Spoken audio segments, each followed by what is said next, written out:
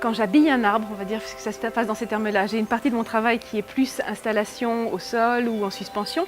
Dans la composition, en fait, je suis obligée de faire un patronage. Je vais me retrouver avec des étoiles qui vont se juxtaposer les unes par rapport aux autres et venir ensuite faire un tout sur l'arbre. S'il doit y avoir une signification, on va dire que c'est plus effectivement l'étreinte à l'arbre. Mais je suis rarement dans une explication premier degré en fait, dans ce que je fais, puisque comme je vous l'expliquais, les mains fonctionnent beaucoup seules et souvent mon travail ressemble à des Rorschach en fait.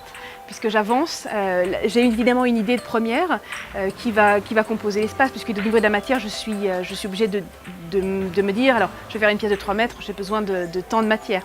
Mais ensuite, j'ai un geste automatique qui revient régulièrement et qui compose la forme et la matière en même temps, de front. Et en fait, c'est des œuvres qui, dans le temps, ont une vie assez éphémère en fait.